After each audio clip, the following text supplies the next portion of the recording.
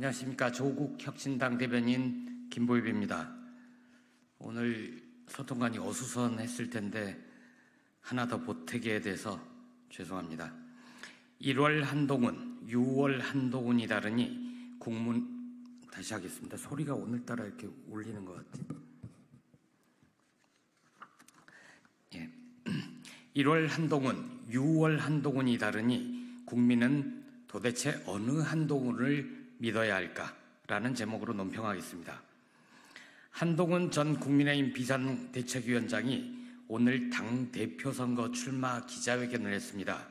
이젠 국민의힘 대표 후보가 된 겁니다. 옷 잘 입고 말 잘하는 한 후보는 국회 소통관에 잘 차려입고 나와 화려한 언변을 자랑했습니다. 아직도 서초동 사투리를 벗어나지 못했지만 말만 듣고 있으면 달달해집니다. 그런데 국민은 정치인의 입이 아니라 발을 봅니다. 특히 믿을 만한 사람인지 평가할 때는 말이죠. 한 후보는 순직해병 특검법에 대해 대표가 되면 국민의힘에서 진실규명을 할 수 있는 특검법을 발의하겠다고 했습니다. 국민의 의구심을 풀어드려야 한다는 이유를 댔습니다. 그 공약에 앞서 최해병 순직에 대해 사죄드린다고도 했습니다.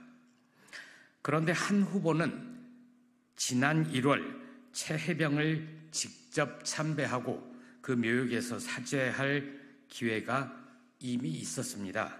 한 후보가 비대위원장 자격으로 대전 현충원을 참배한 1월 2일은 공교롭게도 순직한 최해병 생일이었습니다.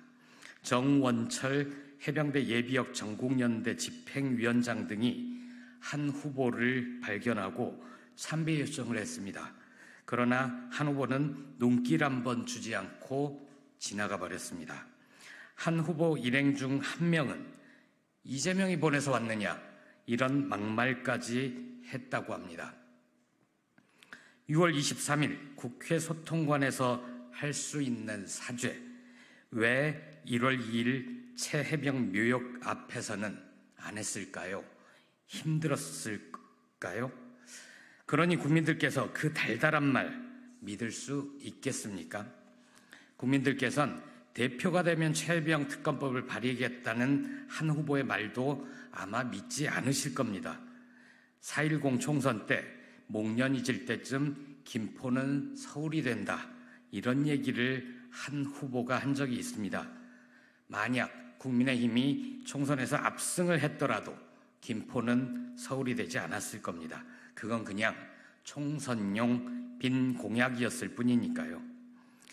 국민과 한 약속을 목숨처럼 여기는 정치인이라면 달콤해 보였던 그 공약을 왜 지키지 못했는지 진지한 해명이라도 해야 되는 거 아닙니까?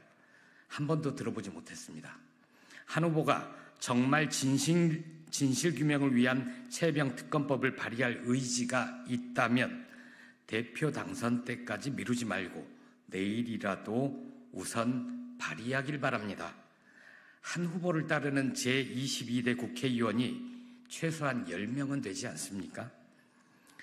지난 6월 21일 순직해병 수사 방해 및 사건 은폐 등의 진상규명을 위한 특별검사 임명법이 국회 법사위를 통과했습니다.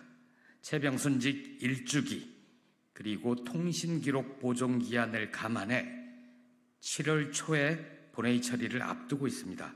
조국 혁신당과 더불어민주당 등 7개의 야당이 찬성하는 법안입니다. 본회의 통과에 아무 지장이 없을 겁니다. 한 후보가 대표에 당선되더라도 7월 23일 국민의힘 전당대회 이후일 텐데 한 후보는 버스 다 지나가고 나서 손 흔들겠다는 심산입니까? 아니면 21대 국회 때처럼 순직해병 특검법이 국회를 통과하더라도 윤석열 대통령이 거부권을 행사할 것이고 국회 재의결은 실패할 것이라고 미리 내다보기라도 하는 겁니까?